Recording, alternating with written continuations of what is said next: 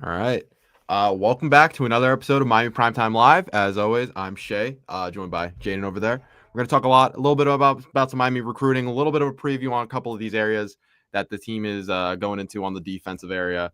And yeah, pleasure to be here. Jaden, how's your week going? Yeah, I got no complaints. Just ready to talk some Miami ball. Busy recruiting season. I mean, that's what the whole off season is right now. Mm-hmm. So, I mean, before we get into it, I want to say thank you to Falconer TRX for the super sticker, the $2. Really appreciate that. Yeah, let's get right into it. So, I mean, the biggest news this weekend is recruiting, as Mm-hmm. always.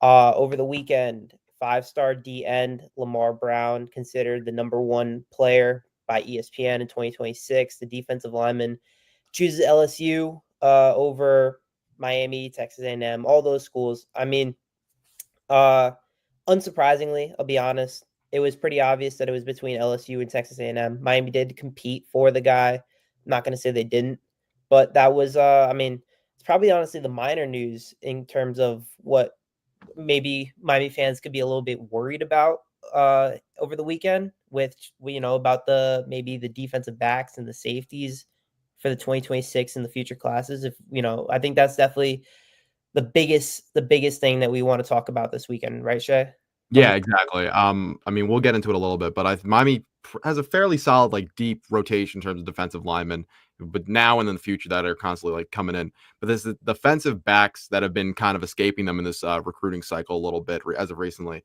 I think you kind of talked about it a little bit the other day, but sorry, I'm blanking on the name really fast. But uh, what was his name? Tyree Queen and Yeah, Blake Stewart. Those are the two yeah. main guys this weekend. On Saturday, I believe Blake Stewart commits to, or no, Sunday, Blake Stewart commits to Clemson, and as well over the weekend, Tyree Green commits to Georgia. Neither guys are from the Miami area, but these are two dudes Miami were really going after. You definitely could see that Miami was pushing for these guys.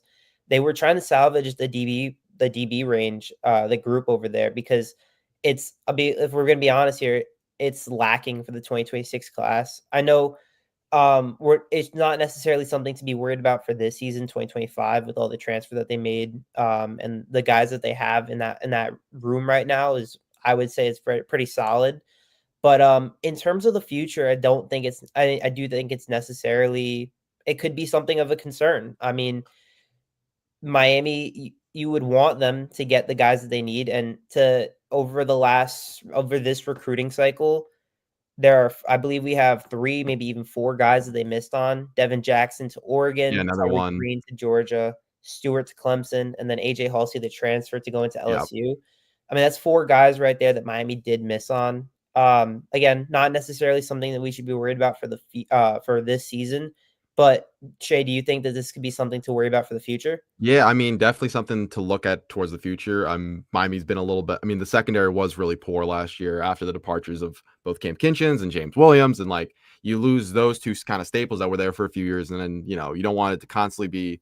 You don't want to, like we were talking about last week with Carson Beck. You don't want to constantly have to rely on transfers year in year out to come in and kind of save your program when you're lacking at spots. Like if you need a quick 1 year pickup, in a certain spot, like that's fine, but to constantly need to refresh your team through like the transfer portal is not the best strategy to build a consistently winning program. And that's what Miami's had to do this offseason. So a bunch of DB acquisitions over the course of the offseason. Zachariah Poyser, Charles Brantley, Xavier Lucas, who we talked about last week. I mean, we're going to get into like the full DB group as we go on through the show, but a lot of like necessary changes in that secondary after they greatly underperformed last year and struggled really badly consistently. And I mean, moving into the future, like you want to kind of try and lock down some of these prospects, even if they're not, even if they're not in your home state. Miami did a really good job during this transfer portal cycle of attacking, the DB area that they really struggled in. And a lot of these guys are on the younger end. Like Xavier Lucas is a sophomore. Sorry. Xavier Lucas is a sophomore. Jacoby Thomas is a senior, which gives you more experience for the year. Charles Brantley, also another senior that's going to give you some experience. A good little mix of seniors and younger guys that are kind of going to come in and give you some experience for this year. And I think they brought in a little bit of some youth for the future, but just a combination of that. But like I said, you want to kind of lock down these guys for 4 years. You never know with Yeah, the I transfer. do think we do also have a couple of returning guys that Mhm. I am very happy about, like an OJ Yes. Frederic. I mean, that's one guy that's a freshman that's going to be a sophomore, and that's a guy you can be really happy about that Miami Mhm. does have.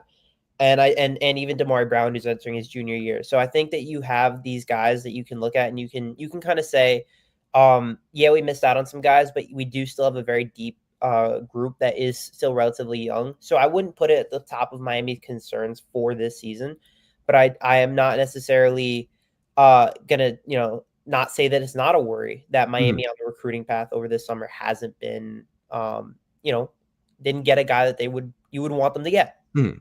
But I will say is like I don't find it too concerning because I have a lot of faith in both DB coaches that are in the room. Both Zach Etheridge, who is brand new, and I am blanking on this. Will Harris, the other new safeties coach, coming from Florida, was at University of Washington for a few years. Like he's been a consistent recruiter, developer constantly. I had a few guys come out of Washington who played at a high level.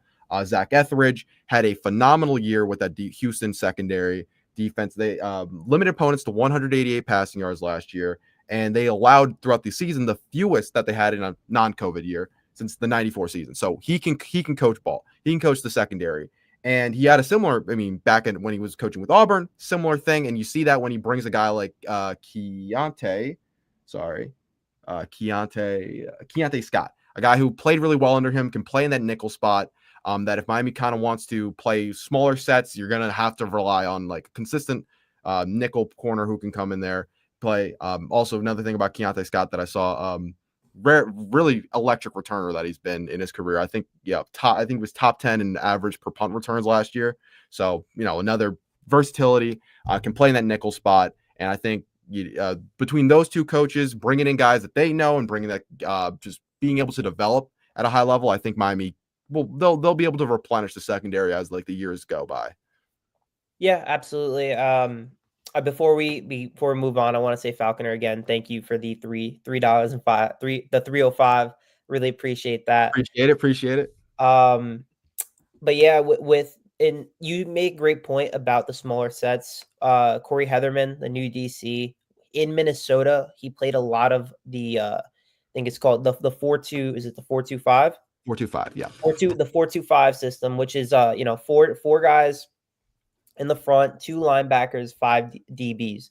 So that, I mean, right away, that is a smaller set. You're having more DBs, you're having more athletes instead of big guys. This is, it's supposed to, you're supposed to be really good against, you can load the box. You can, it's more, you have a lot of different coverages that you can do. It's a really good system, but it's a good system if you have the right athletes. Mhm. And one of them is the DBs. Have all these, a consistent amount of DBs that you can consistently rotate in or just have in that kind of formation is necessary. And that's another thing about Corey Heatherman that I do think will continue to help Miami in the future is, I mean, I think that our defense is already better. It's going to be better. And one thing that helps is what Corey Heatherman brings. We were talking about this earlier last week that Corey Heatherman's going to bring a different kind of philosophy to Miami that Lance Goodry thankfully did not. One thing that you can definitely see with him in Minnesota was his, he was very versatile with the defensive linemen. Last year in Minnesota, he had 7 defensive linemen log 125 snaps or more. His formation of the 4-2-5 is built on really stacking the box, and you kind of saw it throughout the course of last season at Minnesota in the Big Ten. They were 9th in points allowed. They only allowed 16.9 points per game. They were 12th in rushing defense, 9th in passing defense. They had 22 picks and a +9 turnover margin. These are the numbers you really want to have for the upcoming season. So I think we should be looking towards that for next season as we get closer and closer to to Notre Dame. Yeah, and I'm counting on Notre Dame. But another big thing that like he consistently preach, I think it gets lost because you want big plays, big sacks, tackles for losses, interceptions are all important. But at the end of the day, it's like wrap up. I think one guy that they brought in that I was looking at some of the stats here, Zachariah Poyser, 13% missed tackle rate, very low. But it's even better when you consider two of Miami's safeties last year, both Jaden Harris and Mish Powell, both over 25. Both Mish Powell at 25%, Jaden Harris at 27% missing tackles. If you, it's just as simple as you get guys on the ground, they can't go further. They can't get run after catch. They can't explode through a gap in the line, and then break off a big gain and constantly keep those drives going that killed Miami so often, like especially in those big games. It starts with the fundamentals, and I think not Lance Guidry, so thankfully not. I think Corey Heatherman is gonna kind of preach those fundamentals, and even with those smaller sets, give those DBs the power to kind of make plays and get their hands on the football and make an impact in a variety of ways. Yeah, absolutely. Let's move forward a little bit back on the recruiting trail for Mario. The big thing that Miami is looking at, Mario may have swung and missed on the DBs, but the big guy is Derek Cooper from Hollywood, committing on the 20th, coming up. This is a big guy that Miami needs to get. He announced his top 5 over the weekend. Miami has been pushing this guy forever. Everyone has for a while has been assuming Miami has been the top guy here. But over the course of the last few months, Miami is kind of slow. They've kind of, I would say, the people in the media spaces, people are saying that Miami is at least maybe not in as high of they're not the favorites as we once thought. That maybe a team like Texas or Georgia are really pushing for the guy. And he delayed his recruitment a little bit. There are definitely some concerns that Miami may not be the guy for Derek Cooper. But what do you see from Derek Cooper, and how important is Derek Cooper to Miami for the 2026 class? We talked about it a lot. We talked about it a lot last week about making sure guys stay home. And when you have a chance to bring a 5-star home, scoring 24/7, the second or third best athlete, depending on which you're looking at, the regular ratings or the composite ratings, regardless, he's one of the top prospects in this class. And when you could bring a guy like that back home with you, it's a big get, especially when you look at his versatility. I think he's more of a running back. At least through high school, he's been more of a running back, but also projects really well as a potential, with potential in the defensive end too, whether Miami really wants to, we talked about it, looking to the future with a DB position, bring a guy who's as good of an athlete as Cooper and put him on the defensive side of the ball as a DB. Whichever way they want to really go with it, I think just bringing a guy who has so much talent. We were also talking about last week about the importance with this Miami team about establishing their game on the ground, not only this year, but for years to come. And I think regardless of which way you want to look at it, bringing a guy like Derek Cooper home could be so impactful for this year, for next year. For as long as possible as he wants to stay here. I think that could be huge. Yeah, this is a guy from the backyard. He's from the Miami-Dade County, he's from Broward. He's a Broward kid. This is a guy that you need Miami to get here in this spot, especially with the whiffs that they made. This is a guy that again, Miami has been pushing this guy forever. Miami really, really, really wants him, and it looked like it was a foregone conclusion that Miami had him, but Georgia and Texas have kind of snooped back in there, and it's almost, not saying that Georgia and he might flip back to Georgia or flip to Texas, but there are concerns that Miami may not be the clear favorite here. And I do think that this is a guy that Miami needs to get, that Mario needs to get. It's a big get. Another 5-star added with Jackson Cantwell will look great on the resume for Miami, especially with the big misses that they just made last weekend. And, they haven't been perfect this over this recruitment cycle. They did, but they need to still compete and be in that upper echelon of the top programs in college football, which is kind of something that we've been talking about, that is Miami, that Mario Cristobal working towards, that we're trying to get towards being in that echelon of the Alabamas and the Georgias and the Texas of the world. And I would say right now, Miami maybe isn't in that spot right now. Maybe we're like a tier below, and that they're working towards getting to that spot. And I think the only way to do that is by hitting on some of these prospects like Derek Cooper. That's a guy that Miami needs to get. Yeah, I'm going to continue to agree with you there, because Miami's classes, I believe, we're ranked 10th right now. So currently, bringing in on a second 5-star, hopefully as this offseason continues, you bring in some more high name prospects, and it's going to boost you up more. It's going to kind of, build for the future consistently. in terms of the transfer portal it's big. It's a big thing going on right now, but I think teams are going to consistently going to want to build through high school because that's how you get players for not only the first year, but as the years go by. So you constantly need to kind of replenish through high school and bringing in high level prospects. And I think just landing a guy like Derek Cooper would be so big because regardless of which side of the ball you want to eventually play him on, heck, play him on both potentially. I don't know, maybe. But if you wanted to play him on both sides, that's a player you have for hopefully 3, maybe 4 years. You know, even if he's NFL, even if he's an NFL caliber player, like you have 3 great years of a guy who's an immensely talented, immensely potentially both sides of the ball, and have a lot of success with them. Yeah, so I mean, if Miami does get him on Sunday, he'll be paired with Jackson Cantwell as 2 of the best 5 stars in the nation. But one of the things that if we do get him, he'll be the second Miami-Dade / Broward guy in this 2026 class.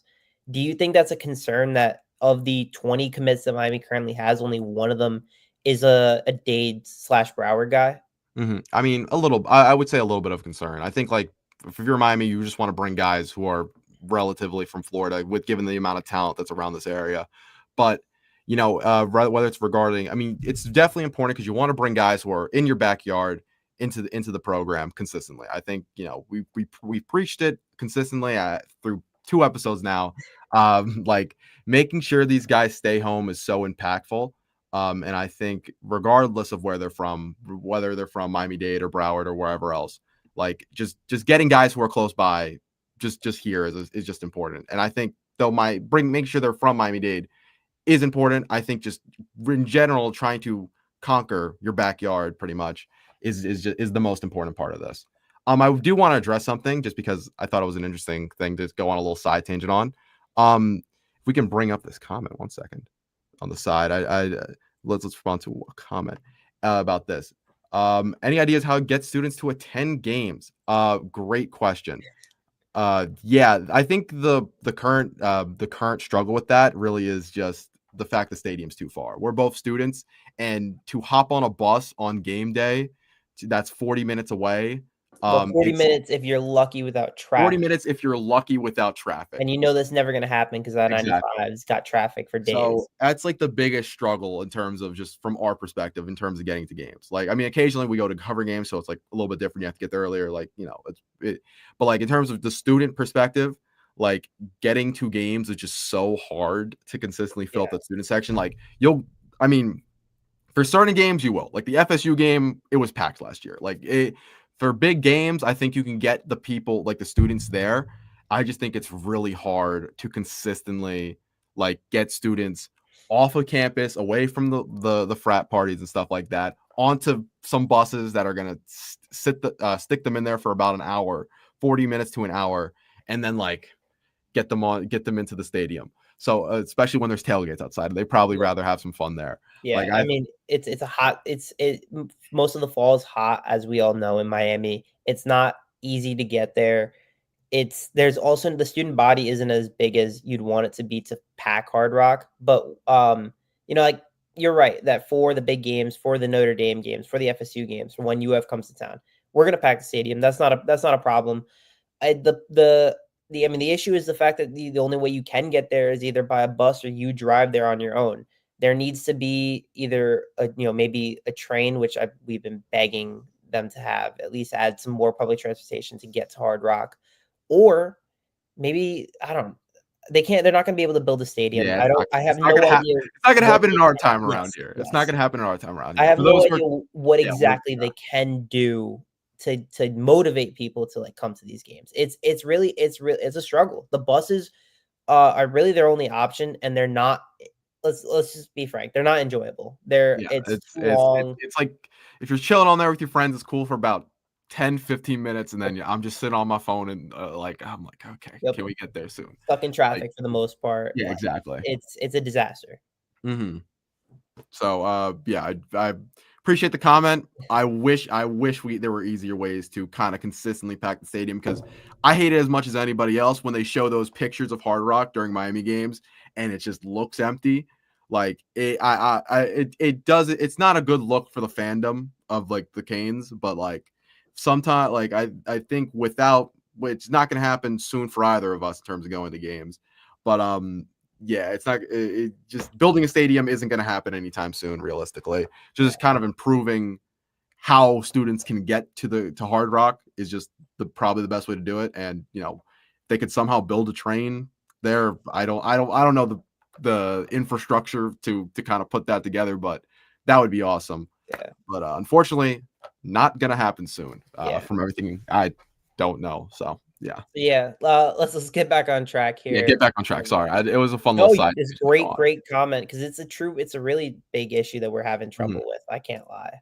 Yeah, and I mean, so I mean, we were talking about it with the DBs that this is a Miami, that it could be a concern, may not be, but I mean, let's take a look at what exactly we do have looking forward to at Miami, coming up soon. So in the incoming recruits for the 2025 class, we have 4-star safety Bryce Fitzgerald, 4-star safety Amari Wallace, 4-star cornerback Antonio Jabori, and 4-star cornerback Chris Ewell Jr. I mean, those are the 4 recruits that we have. It doesn't even include the returns and the transfers that we brought in.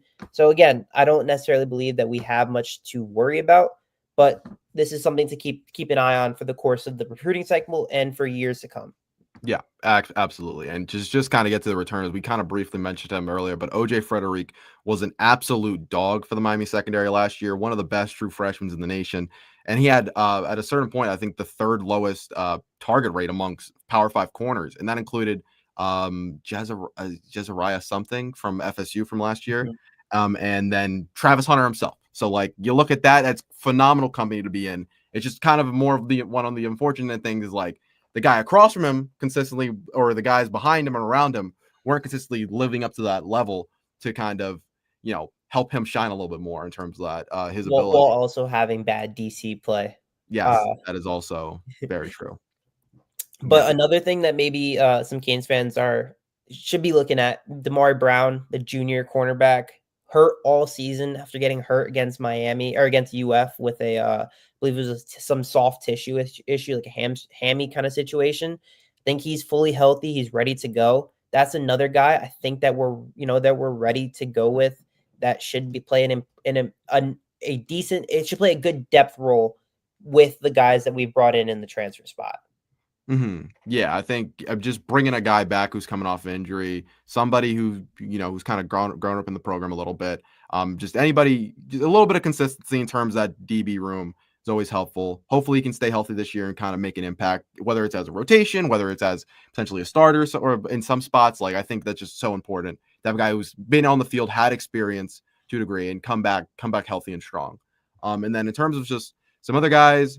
Jadaeus Richard coming off CJ injury last year. Keith Williams, more of like a rotational guy, and then Dylan Day, who primarily played on special teams, but he's only a sophomore, so we'll see if he can kind of grow into a role. But I think we kind of talked about it. Miami's big additions were through this transfer portal throughout the offseason. I mean, so many additions for guys who probably are going to be starters for this year. Jaden, who's one guy you're excited for? The guy I'm most excited for, I want to say because of what he's going to provide for not only this season, but in future seasons, is Ethan O'Connor, the redshirt sophomore from Washington State. He's got 3 years left. He played all 12 games for Wazoo. He only allowed 32 catches. Oh, well, he was targeted quite a bit, but on 62 targets, 406 yards, 3 touchdowns. I think he's a player that's going to make an impact and is going to be there for all 3 years. And that's a guy that you're going to be excited to see for the next 3 years. You're going to see some consistency there. I think that's a guy that you really want to see in the future. Because I love a guy like a Chuck Brantley, because he's only going to give us 1 year. But I like Ethan O'Connor that he's going to bring us 3 years of really solid cornerback play. Yeah, I mean, I completely agree. I agree with you on the Ethan O'Connor point, but another guy is going to be here for a little bit, hopefully. We talked about it a little bit, not in a little bit more of a negative sense last week, but Xavier Lucas could be another really good player for Miami this year. Another highly graded true freshman last year. I had 80.5 grade by PFF. He's young, but he took a lot of snaps towards the end of the year. Kind of was going to grow into like a full-time starting role with Wisconsin, and he's got that good combination of size, speed, and length that you want at a guy who could potentially start outside opposite of OJ Frederick. And only 1 missed tackle as a freshman, which you think about the positions you're being put in, that is a pretty good way to kind of go into Miami, being a guy not only lock up the boundary, but help in the run, help when screen passes come.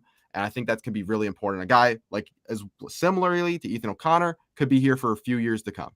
Yeah, and one thing that's really helpful about the Corey Heatherman system is his sheer amount of defensive backs that are going to be playing on the field at one point, and that will include a guy like Chuck Brantley is a nickel guy, but that is a guy that is going to be playing a lot because of the system that Miami is going to be introducing in the next season. And I love Chuck Brantley. What he did in Michigan State for those years were fantastic. And to get 1 year of what this guy can do is going to make an immediate impact defensively, and can easily be one of our best corners for the season. I think that's a guy that we should really be looking at, that, hey, can he make that impact right away? And if he can, that should lead to elite level, passing defense that Heatherman had at Minnesota, that he was a part of at Maine, that he was a part of at JMU, that he was a part of at Rutgers. That's a guy that hopefully should be kind of a key leader in that locker room for Miami.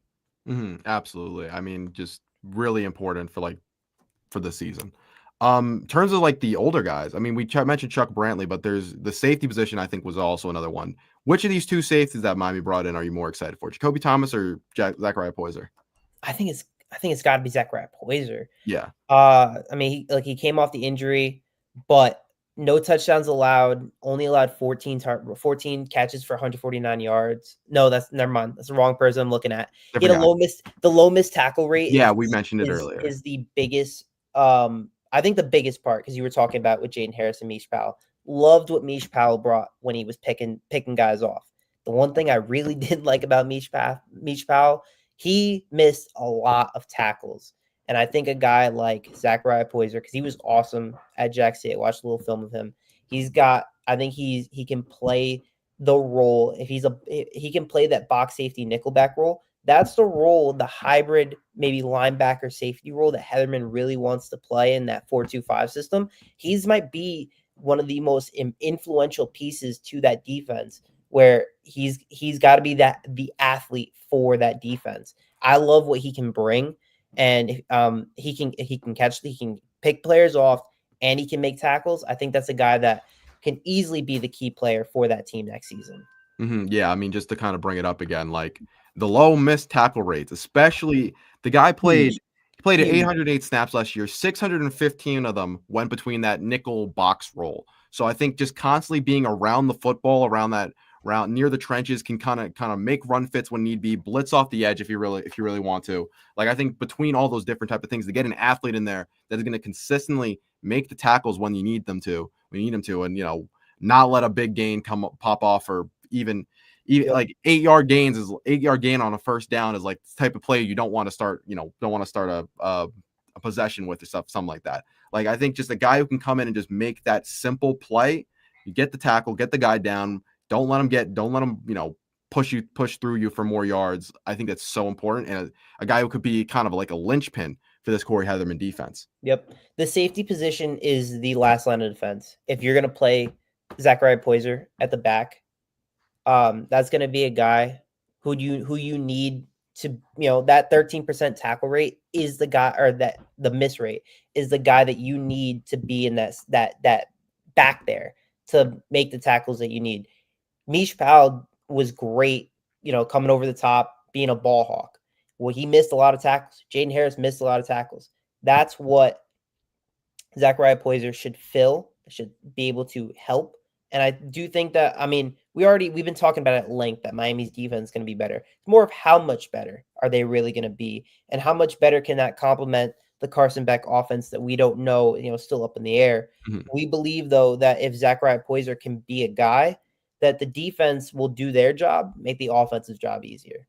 Yeah, I mean, just kind of having a more complementary offense, split between offense and defense is going to be so important this year, when there are so many things in flux about this offense, that we don't know what the receiver room is going to look like. We don't know how healthy Carson Beck's going to be, and if he can return to prior form, that the guy who could be a potential first overall pick. Like, if those things are more in flux, and we're trying to figure those things out earlier in the season, having a defense that's more stable and can kind of be, the rock that it wasn't last year, when things were going great last year, the defense still was struggling. So if the offense will slowly have to take time to kind of adjust, having a defense, having a back seven that can kind of lock things down and be reliable and not be missing assignments and not constantly be out of position and not constantly be letting up big plays. Miami was towards the bottom of all of college football with the amount of big plays they let up last year. So it's kind of just, even if it's not spectacular, the defense, and not constantly making not constantly getting picks, turnovers, and all those type of plays, but just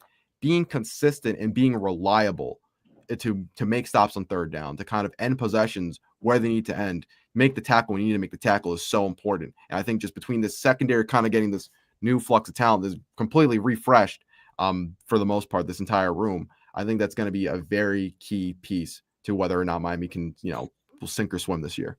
But I think another big piece to kind of get to it, I don't know, do you want to get to it now? Do you want to talk about defensive line? Yeah, I just want to say one more thing that, Okay. I mean, I think the most obvious take that you could have here is if you have this defense last season, this defense is going to play at a very minimum slightly better. The very minimum slightly better than last year's defense.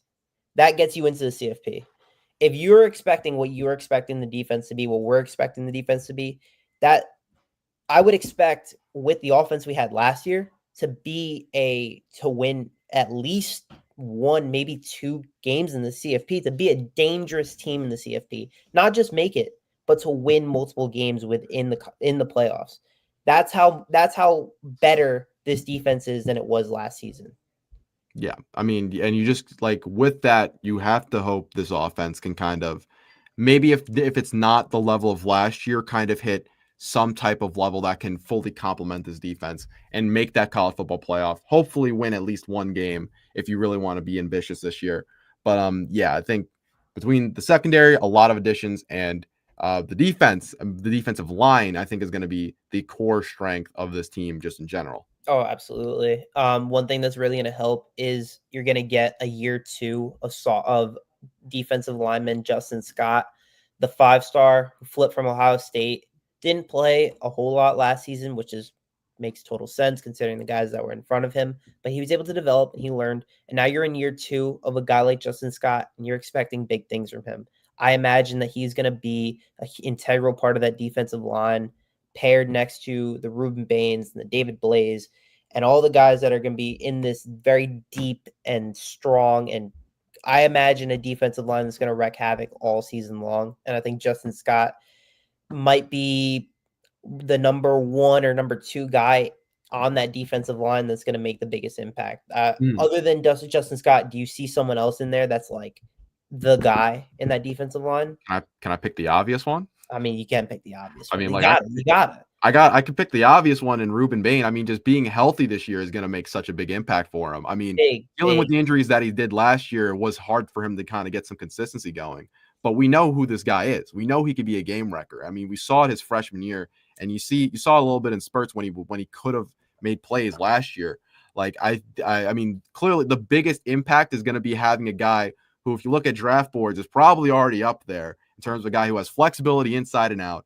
It can kind of get to that passer, be a rock solid defender on this defensive line. And when you're going to have guys rotating through with this Corey Heatherman system, having just a stable rock that you can just, getting him refreshed during the game and just saying, if it's third down and you need it, go after the quarterback. Like, just having that level of player who, if things go well this year for him, could end up at the top of draft boards. Like, I think is so important, so impactful. But aside from that, I'll play a little bit, I'll pick somebody a little bit not necessarily under the radar. It was probably Miami's biggest. He was Miami's only big addition on the defensive line through the portal. David Blay. I mean, making the jump. He is making the jump up to Power 5, which he didn't necessarily play on the. He was playing at Louisiana Tech, not the biggest school, but he showed some flashes in certain games when they got to move up to some Power 5 talent.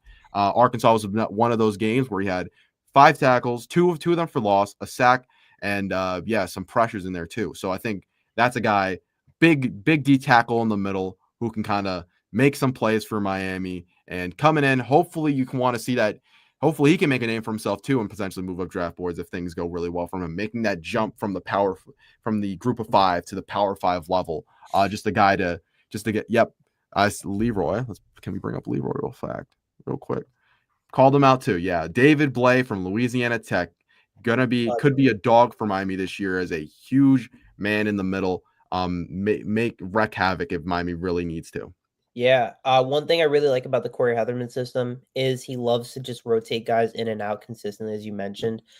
And one thing that's going to help is that Miami's deep. Miami's really deep. They have a lot of young guys too, and the hope is that you might see a lot of younger guys come in and be playing the way that you want them. Like you're going to be able to see some of these guys get action.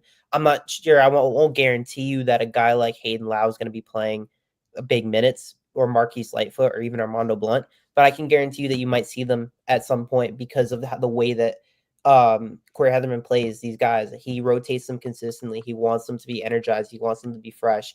I would almost think of it in the NFL terms as Robert Saleh when he was with the Jets. I know obviously it didn't go well, but his defense was great. One thing that really helped with his defense was that he was consistently rotating his guys between the Quinnen Williams and the guys like that.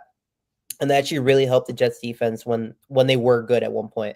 So I think that Corey, if that you can expect that at Miami, and it's going to allow the defensive line to be rejuvenated, refreshed. And when you have a big third down, a big fourth down, or we're in the fourth quarter and you need to make a play, that this is where the guys are going to be fully energized and are going to be really healthy for the big moments. And that's why I love the way that they have the defensive line. I think it's one of their deepest parts of the team. And one of the guys I think that will really, really help it is their recruits. Because they did such a great job in the recruits, and also the guys they're returning, like an Akeem Mesidor, who was so awesome for Miami last year, leading the team in sacks and TFLs. That's a guy that you need to continue that production. Because when you had last season, you had a guy like Ruben Bain that was hurt. You had guys that were hurt. You banged up because it was a long season, and a guy like Mesidor stepped up consistently when guys were either, you didn't see them as often. Mesidor was there the whole way. And if you can see him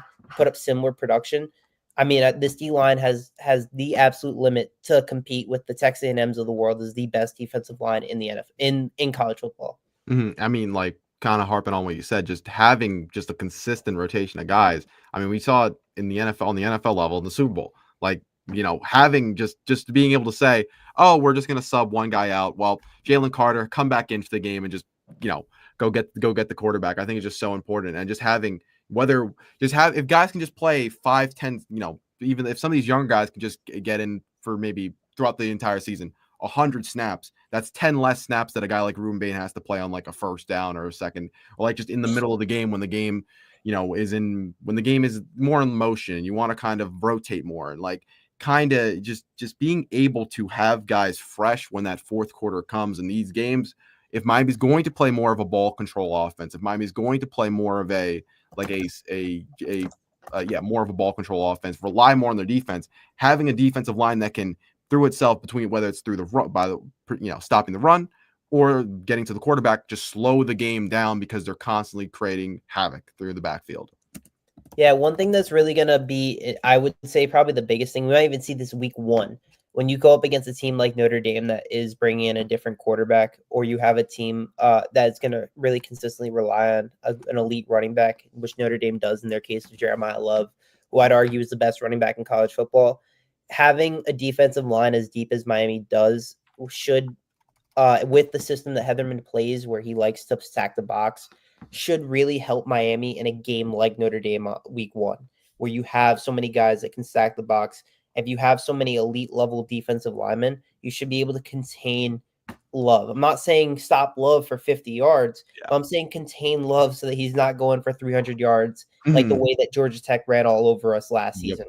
So being able to at least limit it in a way that isn't as bad as it was at times last season, where it felt like you just couldn't get a stop, that's the biggest thing. If the DBs, which we keep talking about, if they make their plays, it'll help the D linemen make their plays and should help them. They should be able to be working in tandem in making them feel like, we have like a consistent defense, because last season it didn't feel like that. It felt like players were confused a lot of times, that Mario had to use timeouts because they looked that they were in the wrong spot. I remember seeing that in the Duke game. They didn't know what they were doing for most of the time. It felt like there were big plays, and it was because the guys were not communicating properly with either the coaches or with other players, everyone looked like they were doing something different. And that was a huge problem, I would say, under Lance Guidry that needs to be addressed under Heatherman. And I think will be, considering with the track record that Heatherman brings. I mean, and just going to what we were talking about earlier, like just basically preaching the basics and drilling into the fundamentals is just so important just to start. Like we talked about low missed tackle rates, and then it's a boring stat, but just simply making the tackle before you're not wrapping up when you need to, getting them to the ground so it's not a big gain. You can just, stop the bleeding on these drives so they don't have to go like the Notre Dame drive, not the Notre Dame drives, the Georgia Tech drives. They lasted forever. They took clock. And like, if Miami is not going to have an offense that's going to, 3 plays, 2 minutes, touchdown, like that, like if it's not going to be that type of offense, you need a defense that's going to force punts, force field goals, force like end the drive before they score, or just not have drives that take up so much time from the opposing offense. And yeah, just those fundamentals through Corey Heatherman's system, that getting back to basics and not trying to be cute on the defensive end is just so important. You make a great point with being more balanced. I think Miami is way more balanced. Obviously, their offense is going to be worse because they don't have Cam Ward anymore. That's the biggest thing. But defensively, they're obviously better. And I mean, you can look at the teams that made the college football playoff. You can look at them and say, what were their best qualities? I would say you look at a Penn State who won a game. Their best quality was their defense, I'd say, because their offense struggled at times. Notre Dame, defense. Ohio State, yeah, they had the best receiver in the nation, but they won an entire game against Texas because their defense stepped up when it mattered most. So that's a team. These are the ways that you win games. I know I don't want to bring a little cliche, defense wins championships, but having a non-existent defense is not going to win you anything.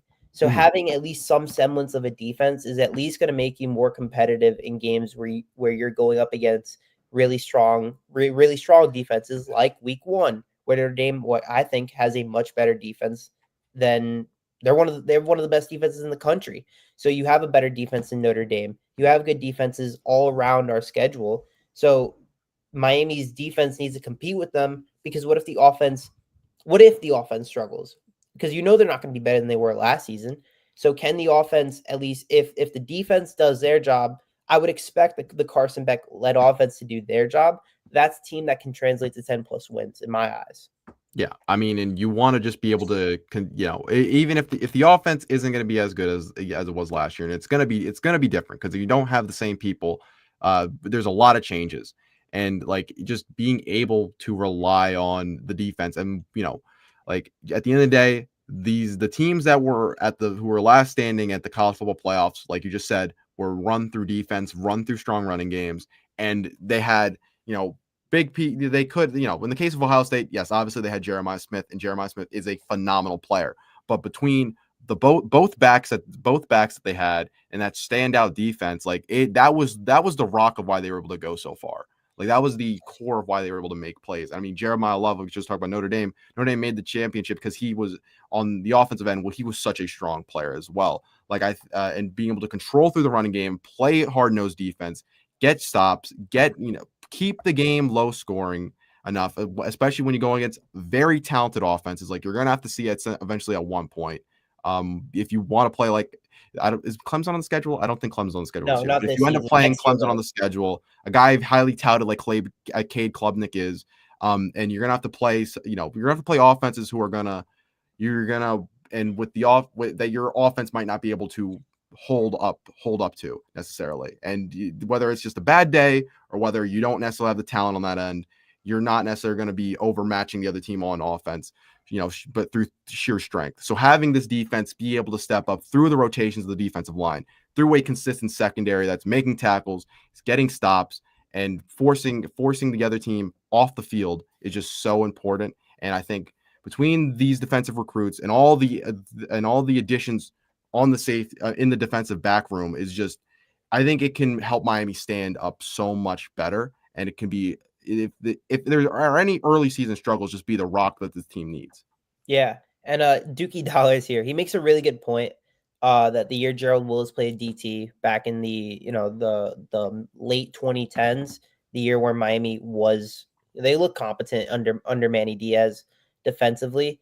I think if we do have something similar to that, you could have a defense that I don't know, in my eyes, could look like something that can translate to a season better than last season, and anything better than what we had last season is an improvement because we were, in my eyes, a playoff team that missed out because of terrible defense. So you know that your defense has gotten better, and if the defense can be matched by what they had in some of their really good season 2017, obviously we can go back to 2001 when they were so incredible. But that team's they're not going to ever do that again, or what they had in the 80s. They're gonna have to harp on that defense and harp on some of these guys. And one thing that helps is the fact that they made all those moves and that they brought in all these recruits and they have these guys. So if everything works the way out that they plan for Miami under Corey Heatherman, then yeah, I would anticipate that Miami does play play to the level that we're expecting them to play, a 10+ win season, a college football appearance, best team in the ACC kind of level. Yeah, that's really where you want to get to. Just a fun question that's going on here in the comments. What is your Carson Beck stat line prediction? So Raised Kane here says 3,800 yards, 40 TDs. JD over here says not 40. Says low 30s. You know, where are you thinking Carson Beck's gonna end up this year? I would say, I mean, I would definitely not say 40s. I would definitely say like I could definitely see a decent amount of picks because he's not he's not Cam Ward, but I think he might throw a couple picks, might make a bonehead decision here and there. I'll call it 30 touchdowns, maybe 3,500 yards, maybe 3,500 yards, maybe like 32 touchdowns, and I'll say maybe 9 interceptions. I think it'd be just a solid season, a season that you would be saying that's a respectable season. Okay, and so do you think? Let's shout out Leroy here too. I like that, 3,500, Leroy. similar to you, I like that, A Leroy. little less picks than I think you. A little more touchdowns, a little less picks than I think you said, but fairly similar numbers. Do you think this could be like the type of year that Carson Beck back into those first round, top of the draft conversations? Because that's what he came here for. He came here for the Cam Ward experience. So I would say, I mean, considering his age, maybe not, and also his injury history, maybe not.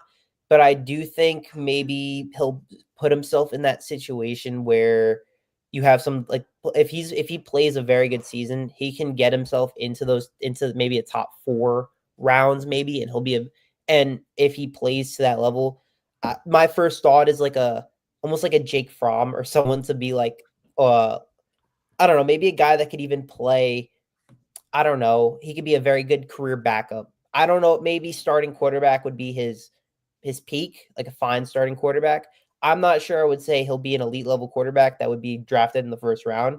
I would probably say he might be in that career backup level, or where his career best would be a starting role for a year or two. I mean, and just to kind of look at him, I mean, he fell very far after his last season in Georgia, and I think which is why he originally declared probably didn't like the things he was seeing, in all honesty, and then decided to come back. Which, I mean, given the current state of the QB room, we're very grateful that he decided to do that. But yeah, I think he can work himself back in. I honestly think he could potentially work himself back into that first round convo, because just look at the quarterbacks that are potentially coming out of this draft this year. There's a lot of hype in a lot of different areas that you can look at, but nothing really like bona fide going into the year. This guy's definitely going to be in the first round convo, like we had a few years ago when, like, going into the year, you knew it was going to be Caleb Williams going to be there, Drake May was going to be there. A bunch of different guys there was going to be a heavily stacked first round draft class. Like, there's a lot of names being thrown around, but I don't think there's anybody yet where, the league is like, definitely this guy's going to definitely be there. Cade Klubnik, I think, is a name I've consistently seen thrown around in the first round convo, but I think Drew Aller's been thrown around the first round convo, but I don't think this QB class is stacked enough for where a huge Carson Beck year can't get him back into the first round. So I mean, I'll say this, that in 2023 with Georgia, he threw 3,900 yards, 24 touchdowns, 6 interceptions. Is that Do you think I think that could be a first round pick. I do think Mhm. that could be a late first round pick in my eyes. Yeah, I Do mean, I oh, sorry, you can finish. do I think no, actually you go. You go. I want Oh yeah, to no, I'm just saying, especially the way he plays, like he has necessary talent. I think there's concerns about whether or not, like, if he can, if what he does when pressure hits him and what he does when the system isn't perfect.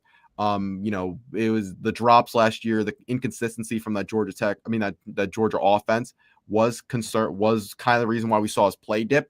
And so, you know, if he can if given the state where this Miami offense is in, where we don't know who the receivers are, we don't know how this offense is going to look. If he can kind of have a big year with all those things in flux with the Miami offense, I think he could definitely work himself back into it, back into the first round conversation. And definitely, I yeah. mean, I don't know, it's hard to project a guy to go from out of top 4 round combos to number one overall. But I mean, we kind of saw Cam. It's Cam Ward has a special season, so I'm not going to predict the Cam Ward like season. But Cam Ward, when he originally declared for the draft, was more like a third, fourth round projected talent, and then had a huge year for Miami and got himself as the first overall pick. And the harp on it again, like this draft class, there are no bona fide guys that we would 100% be like. Is definitely gonna be like this huge prospect, big deal that we've had in, like, other years.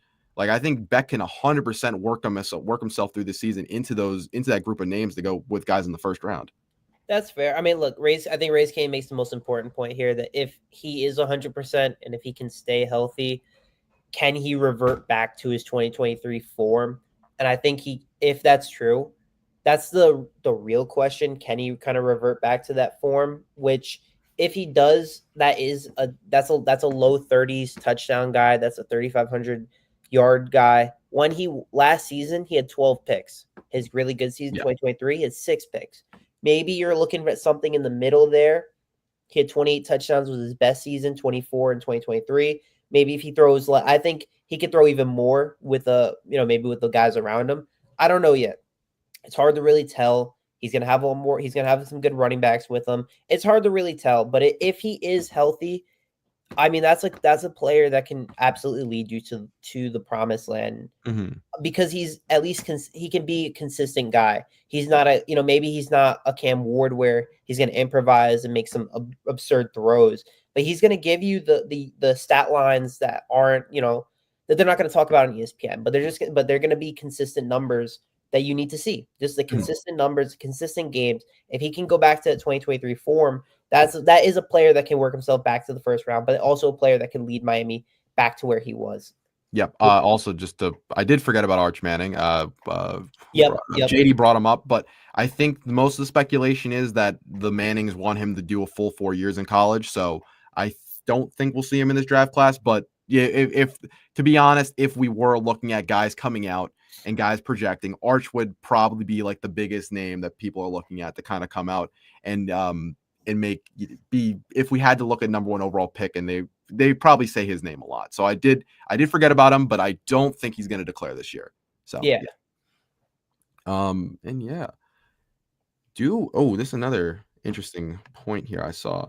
Do you agree with that? Do we have depth in this QB room? on I as much as I want to say yes, I'm gonna have to say no because like Emery Williams is entering his third year, and yeah, he has the experience. I guess you could say that. I haven't seen anything from him that can make me believe in him that if Carson Beck were to go down, that I could trust in him to be serviceable. And say they don't go Emery Williams, unless I'm thinking of John Anderson or Luke Nickel, who I'm not sure I can really trust, or to throw in a true freshman right now. I'm not sure if I can trust that. I'm not sure I really do like where the depth is at the Miami quarterback spot. I'll be honest with you, because entering the season, I don't know, maybe the bowl, I was a little worried about the fact that we might not have we might not have a quarterback.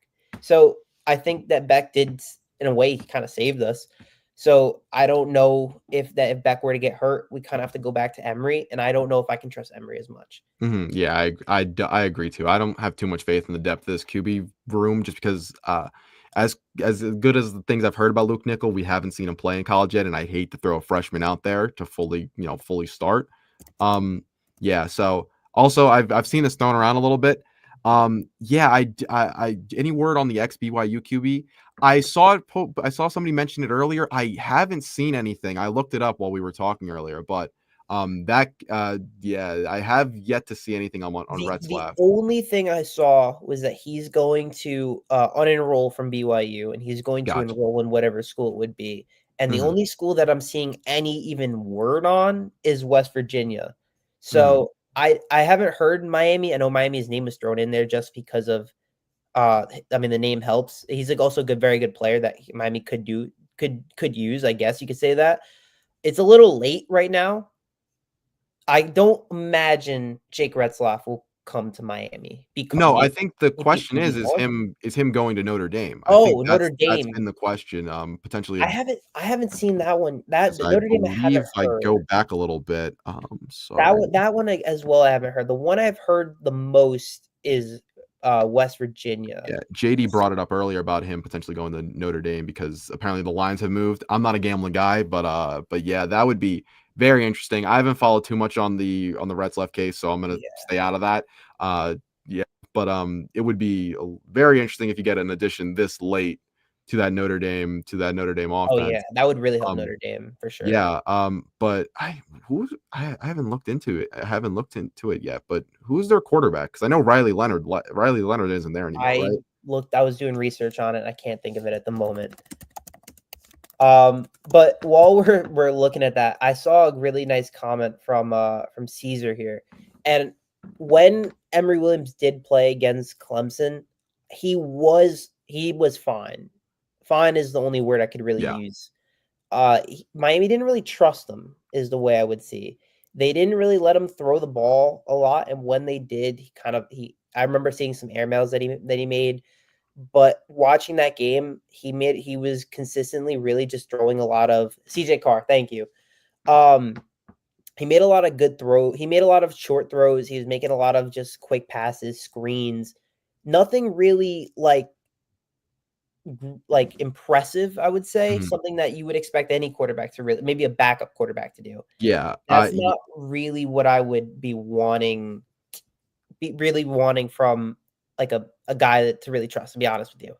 yeah. I mean, and I like you. Emery gives you like the basic fundamentals of like Yes. your quarterback that you're going to want to step in. So I get it. He is serviceable if Beck were to go down for a few plays, or if Beck were Yes. to go down for maybe a game. But if Beck were to go down for a long stretch of the season, is where like you really worry. Like if Miami's not in a soft Yep. spot of their schedule and they're trying to fight for the playoff, like I'm worried if Emery's coming in to play a long stretch of games. And going but like you mentioned that Clemson game, like I remember watching it. It was a lot of check down Yeah. screens, and they gave him a couple throws every now and then. But I mean, and yeah, agreeing with JD over here, like he's a little bit inconsistent. He gives you those fundamentals, but like it's not to the point consistency enough where you're like that could be my backup QB for a long stretch of Yeah. time. And that's Serviceable is the word. It's got it's that's I think serviceable. it's the Yes, only word serviceable, you can really 100% think the of. word. Because so the Clemson game, yeah, and then FSU, I remember the offense was struggling for a little bit, but he was trying to make Mhm. some plays. I remember seeing that. He was trying to go for the deep ball here and there. Wasn't really getting again, this was He hit the one to uh Jacoby George, which was ridiculous. yes, I mean, yes, crazy yes. play. It was between two DBs, and he just goes off for 75 yards. And then But he makes an incredible effort trying, he yeah, wanted to die for the team. the play that got him hurt. Like, I Yeah. mean, I'll 100% agree on this. Emery is seems everything I've heard about him seems like a Oh, he's a great dude, great guy. and like is honestly the perfect backup if you take into character kind of a guy you want to be in your locker room 100%. But Yep. it's just like the long stretch of games is where like he Yes. can be serviceable in spots, but Miami's run game and defense really have to Yeah. compensate for that. If you're telling me that Carson Beck, unfortunately, like say he's not 100% for Bethune-Cookman and or USF, and you want me to throw in Emory Williams, or even maybe an ACC game, you want me to throw in Emory Williams? Okay, like fine. You telling me he's got to play the rest of the season, and you're kind of relying on him to be the leader of maybe a playoff team? I don't know if I can necessarily back that, I would be a little more skeptical. I would say that. But yeah, serviceable is absolutely the word I would use to describe Emory Williams. And it's a good question. It's a good thought to have when talking about the quarterback room. Definitely looking to the future. Yeah, I mean, there's some guys like we mentioned Luke Nickel, Darion Coleman, who committed to Miami is another name to Yeah. Yeah, I mean, also just Dookie. Yeah, Dookie Dollars over here. Yeah, 100% should have been Oh, picked. 1,000%. Oh, 1,000%. 100% should have been picked. But it kept Miami in the game. And then Emory gave his life, put his life on the line, trying to die for that first down. So Yeah. it was a Herculean effort by Oh, him to excellent. kind of try and keep Miami in that game. When I But think that was an FSU team that was still trying before, yeah, like it was it was an FSU absolutely. team that was, had run over. I think, yeah, that was That that was a was the good year when they FSU went team. 13 and 0, right? That was a fine. No, no, no. It was the year before that. Oh, was the year before? Okay, sorry about that. But yeah. Actually, wait. You might be right. It might have been the 13-0 team. It was a very good FSU team. We're not going to deny that. Yeah. They struggled because they had Keon Coleman. That was the year. Okay, yeah, that was the year. Okay, yeah, okay. That was the year they went 13-0, and just Yes. keeping Miami in that game was Yes. yeah. They almost went into Doak with Emory Williams at quarterback. Yeah. I think Yeah. Emory Williams could be serviceable for the game or two, maybe not for an entire season, or maybe not for a stretch of games. Yeah, but well, I mean, we got any questions in the chat before we wrap this up? I'm gonna let it sit for a Yeah. little bit, but yeah, just as a heads up, this is not a permanent setup. I am in our school's comm building, and so I am just I've taken one of these computers, and Yes. so that's why the camera quality looks a million times better. And Cannot one promise more this on a thing. week-to-week basis. Thank you to Falconer again for the 305. I was a student from 88 to 93. We're here now. We're entering our third year at Miami. Last year was awesome. Didn't see a CFP. This year, I mean, our hopes are CFP. Let's be Yes. real. Our hopes are Yeah, CFP. we're not the most spoiled. I mean, we're spoiled. We got a little bit of the mix of everything. Like our first year, the team started I think like 4-0. I think I was hyped about it. I didn't really know what was going on, but I was hyped about it. And then like whoop, down the hill. And then last year, I mean, roller coaster of emotions. Oh, just JD. Yeah, we both go to Miami. Yeah, Yeah, we're we're both both students we're at both University of junior Miami. students at Miami right Yep. now. Yeah, so like, and then last year was a roller coaster in those close games. It was exciting. It was exciting as hell. And then those just the Georgia Tech again, and then Syracuse.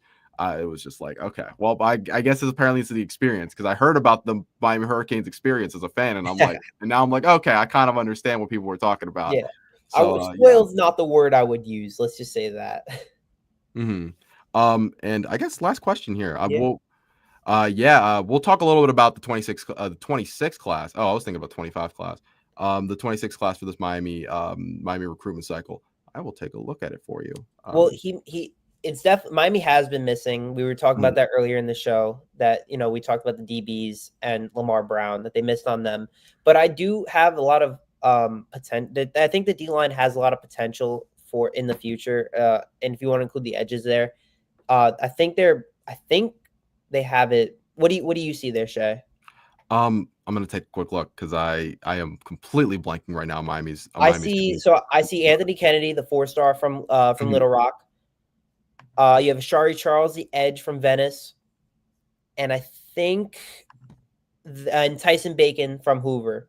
That's three guys. A little early still to make an entire statement on the class, but I don't think it's necessarily bad.